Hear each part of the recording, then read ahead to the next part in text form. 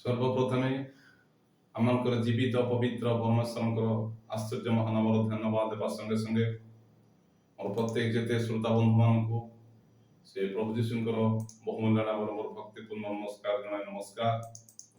आज हमने प्रार्थना करिबा जो प्रार्थना आमकर जीवन अति आवश्यक जो मैंने रोग संकट बीमारी समस्या रही ए जगतर कष्ट जंत्रणा अनुभव करुछंती प्रभु जीशु को न जानी प्रभु जीशु विश्वास न करी एवं प्रार्थना को स्थान न दे से मानक पई हमने विशेष प्रार्थना करिबा जेहेतु प्रार्थना अनेक आश्चर्य कार्य साधन करि थाए।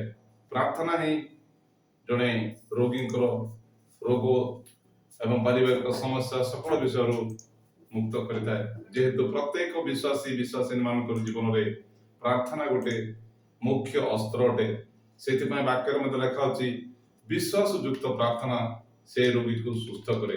जो मैंने प्रार्थना शुणी प्रभु जीशु ख्रीष्ट विश्वास करती जो मैंने प्रभु जीशु को निजर हृदय सहित समर्पण करती से प्रचुर मात्रा प्रार्थना द्वारा प्रभु कार्यकारी करती। आसंतु मैंने जेते बीमारी रोग संकट अनेक प्रकार समस्या अनेक प्रकार परिस्थिति जो मैंने अच्छा से निमंते मैंने प्रार्थना करवा ए समय मो सहित समस्त प्रार्थना मनोयोगी होगापी चेष्टा करूँ। जो मैंने रोग संकट अच्छा विशेष कर प्रार्थनाशील जीवन काटिया मनोयोगी हूँ। आसंतु प्रार्थना करवा। हालेलुया हालेलुया पवित्र पवित्र अतीव महान पवित्र प्रेमिक स्वर्गस्थ पिता तुम स्वर्गीय पवित्र महान धन्यवाद करुचे तुम पूजा करुचे तुम प्रशंसा करुचे तुम गौरव करुचे तुम स्तुति वंदना करुचे तुम आश्चर्य नाम उच्छीकृत करुचे प्रभु तुम प्रशंसा स्तुति आराधना करुचे कारण तुम्हें सदा सर्वदा गौरव समर्म स्तुति वंदना पाइबा केवल योग्यवंत एकमात्र परम धन्य परम पूज्य अद्वितीय राजा मान राजा ए समय तुम महत नाम धन्यवाद हो तुम प्रशंसा हो प्रभु तुम गौरव हो स्वर्गर जे असंख्य असंख्य दूत गिरुव सरप बाहिनी गणातर तुम्हें अविरत पूजा प्रशंसा गौरव संभ्रम पाउछ।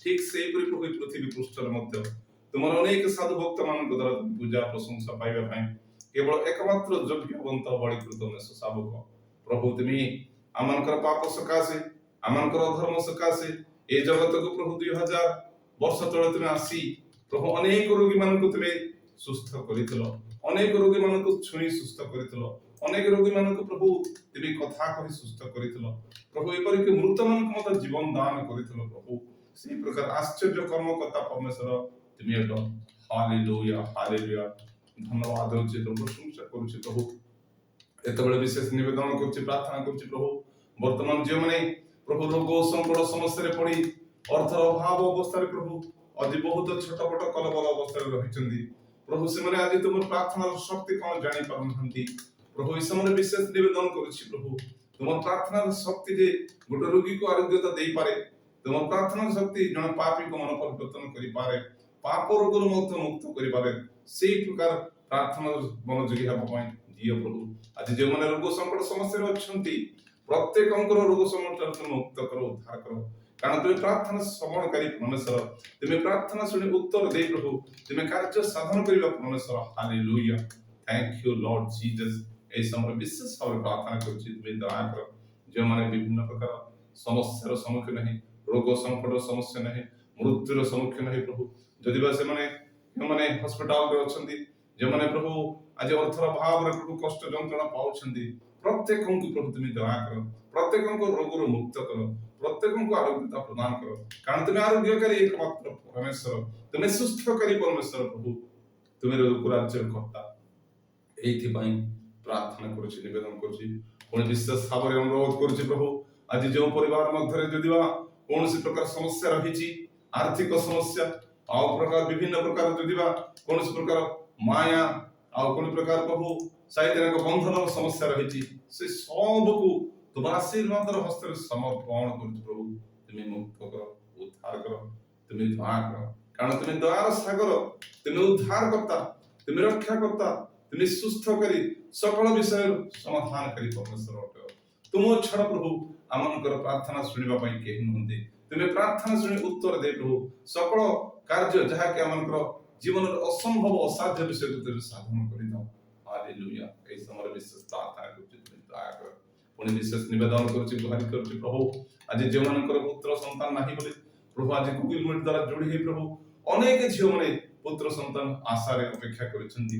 ପ୍ରଭୁ ତୁମେ ପୁତ୍ର ସନ୍ତାନ ଦେବାର ଅଧିକାର ତୁମ ହାତରେ ଅଛି, କାରଣ ପୁତ୍ର ସନ୍ତାନ ଦତ୍ତ କେବଳ ତୁମ ଦତ୍ତ ପୁରସ୍କାର ଅଟେ। ଏଥିପାଇଁ ତୁମ ପାଦ ତଳେ ସମର୍ପଣ କରୁଛି, ନିବେଦନ କରୁଛି ପ୍ରଭୁ। ଯେଉଁମାନେ ଆଶା କରି ଅପେକ୍ଷା କରି ରହିଛନ୍ତି ପ୍ରଭୁ ପୁତ୍ର ସନ୍ତାନ ପ୍ରାପ୍ତ ହେବା ନିମନ୍ତେ ପ୍ରଭୁ ସେଦିନ ହାନାର ନ୍ୟାୟ ପ୍ରଭୁ ତୁମେ ସେମାନଙ୍କର ଜୀବନରେ ପ୍ରାର୍ଥନାଶୀଳ ଜୀବନ ଦେଇ ପ୍ରଭୁ ତୁମ ଉପରେ ଆଶା ଭରସା କରି ପ୍ରାପ୍ତ ହେବା ପାଇଁ ଧୈର୍ଯ୍ୟତା ପ୍ରଦାନ କର ପ୍ରଭୁ। ତୁମେ ସକଳ ବିଷୟର ଆଶୀର୍ବାଦ ରାଖ ପ୍ରଭୁ, ଦୟା କର। ଏ ସମୟରେ ବିଶେଷ ପ୍ରାର୍ଥନା କରୁଛି, ଏ ଜଗତର ପରିସ୍ଥିତି ଅତି ଅତି ଭୟାବହ ଭୟଙ୍କର ଆଡ଼କୁ ଗତି କରୁଛି। ମନୁଷ୍ୟ ଆଦି ବିବେଚନା କରିପାରୁନାହିଁ, ମନୁଷ୍ୟ ଆଦି ଜାଣିପାରୁନାହିଁ ପ୍ରଭୁ। ଆଜି ଏଇ ସମସ୍ୟାର ଆମକୁ ଉଦ୍ଧାର ପାଇବା ପାଇଁ, ଏଇ ପରିସ୍ଥିତିର ରକ୍ଷା ପାଇବା ପାଇଁ କେବଳ ଆମଙ୍କର ପ୍ରାର୍ଥନା ଏକାନ୍ତ ଆବଶ୍ୟକ।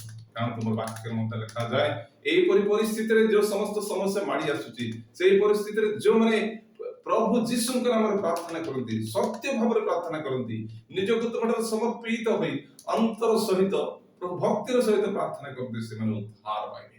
ପ୍ରିୟ ପ୍ରଭୁ, ବର୍ତ୍ତମାନ ଏହା ତୁମର ଦ୍ୱିତୀୟ ଆଗମନର ସୂଚନା ସ୍ୱରୂପ ସ୍ଥାନେ ସ୍ଥାନେ ଯୁଦ୍ଧ ଏ ସମସ୍ତ ଘଟି ଚାଲିଛି ପ୍ରଭୁ।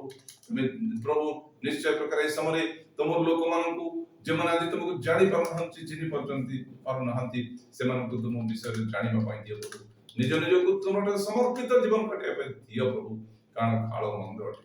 ପ୍ରିୟ ପ୍ରଭୁ, ତୁମେ ଦୟା କର।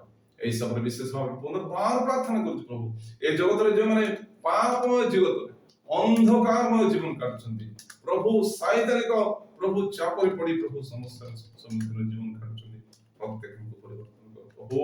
ଏ ଜଗତ କିଛି ନୁହେଁ, ଏ ଜଗତ ଆଜି ଅଛି କାଲି ନାହିଁ ପ୍ରଭୁ। ଜଗତର ପରିସ୍ଥିତି କେଉଁ ଆଡ଼କୁ ଯିବ ତାହା ଆମେ ଜାଣିପାରୁନା ପ୍ରଭୁ। ଦିନେ এই ଜଗତକୁ ତୁମେ ଜଳ ଦ୍ୱାରା ତୁମେ ନଷ୍ଟ କରିଥିଲ, ପାଣି ଦ୍ୱାରା ତୁମେ ନଷ୍ଟ କରିଥିଲ ପ୍ରଭୁ, କିନ୍ତୁ ଦିନ ଆସୁଛି ଅଗ୍ନି ଦ୍ୱାରା ଏ ଜଗତକୁ ତୁମେ ନଷ୍ଟ କରିବ। ଜଗତର ହତାଶ ରହିବ। କିନ୍ତୁ ପ୍ରଭୁ ଯେଉଁମାନେ ତୁମ ଉପରେ ବିଶ୍ୱାସ ଭରସା କରି ତୁମଠାରେ ପ୍ରାର୍ଥନାଶୀଳ ଜୀବନ କାଟନ୍ତି, ଯେଉଁମାନେ ପ୍ରଭୁ ପରାୟଣ ଜୀବନ କାଟନ୍ତି, ଯେଉଁମାନେ ସର୍ବାବସ୍ଥାରେ ତୁମ ନିକଟରେ ସମର୍ପିତ ହୁଅନ୍ତି, ସେମାନଙ୍କୁ ପ୍ରଭୁ ତୁମେ ଉଦ୍ଧାର କରିବା ପାଇଁ, ରକ୍ଷା କରିବା ପାଇଁ ଏବଂ ପ୍ରଭୁ ସୁରକ୍ଷିତ ସ୍ଥାନ ଯାହାକି ତୁମେ ଅନନ୍ତକାଳୀନ ରାଜ୍ୟ ପୃଥିବୀର ପତନାବଧି ପୂର୍ବରୁ ପ୍ରସ୍ତୁତ କରି ରଖିଅଛ, ସେଥିକୁ ନେବା ପାଇଁ ପ୍ରଭୁ ଆପଣ ପ୍ରତିଜ୍ଞା ବାକ୍ୟ ରଖିଅଛ। ଏହି ସମୟରେ ବିଶେଷ ଭାବରେ ପ୍ରାର୍ଥନା କରୁଛୁ ପ୍ରଭୁ, ଯେଉଁମାନେ ଅନ୍ଧକାର ଗମନ କରୁଛନ୍ତି, ଯେଉଁମାନେ ପାପରେ ଜୀବନ କାଟୁଛନ୍ତି, ଯେଉଁମାନେ ପ୍ରଭୁ ଅନ୍ୟାୟ ଅତ୍ୟାଚାର ବ୍ୟଭିଚାର ସକଳ ବିଷୟରେ ପ୍ରଭୁ ଯାହା ତୁମ ଦୃଷ୍ଟିରେ ମନ୍ଦ ସେ ବିଷୟରେ ଯଦି ଜୀବନ କାଟୁଛନ୍ତି, ପ୍ରତ୍ୟେକଙ୍କୁ ପରିବର୍ତ୍ତନ ଜୀବନ ପ୍ରଦାନ କର ପ୍ରଭୁ। ପ୍ରତ୍ୟେକଙ୍କୁ ଅନୁତାପ ପ୍ରଭୁ, ପ୍ରତ୍ୟେକଙ୍କୁ କ୍ରମଣ କ୍ଷେଦନ ଜୀବନ ପ୍ରଦାନ କର। ବିଶେଷ କରି ପ୍ରାର୍ଥନା କରୁଛି ପ୍ରଭୁ, ନିବେଦନ କରୁଛି ପ୍ରଭୁ, এই ସମୟରେ ତୁମ ପବିତ୍ର ପାଦରେ ପ୍ରାର୍ଥନା କରୁଛି, ନିବେଦନ କରୁଛି। ତୁମେ ଆମଙ୍କର ପ୍ରାର୍ଥନା ଶୁଣି ଉତ୍ତର ଦେବା ପରମେଶ୍ୱର। Hallelujah, hallelujah. এই ସମୟରେ ପ୍ରଭୁ ମୋର ପ୍ରାର୍ଥନା ଶୁଣିଛ ବୋଲି ତୁମକୁ ଧନ୍ୟବାଦ ଦେବି, ତୁମର ପ୍ରଶଂସା ଗୌରବ କରୁଛି। ଏ ସକଳ ପ୍ରାର୍ଥନା, ଏ ସକଳ ନିବେଦନ ଆମମାନଙ୍କ ନିମନ୍ତେ ଜୀବନ ଦେଇ ରକ୍ତ ଦେଇ ପାପର ପ୍ରାୟଶ୍ଚିତ କାର୍ଯ୍ୟ ସାଧନ କରି ପୁନର୍ବାର ଆମମାନଙ୍କୁ ନେବାକୁ ଆସୁଥିବା ସେ ମୁକ୍ତିଦାତା ପ୍ରଭୁ ଯୀଶୁଙ୍କର ବହୁମୂଲ୍ୟ ନାମରେ ଏ କ୍ଷୁଦ୍ର ନିବେଦନ ପ୍ରାର୍ଥନା କରେ ପିତା, ଆମେନ୍, ଆମେନ୍। ଧନ୍ୟବାଦ।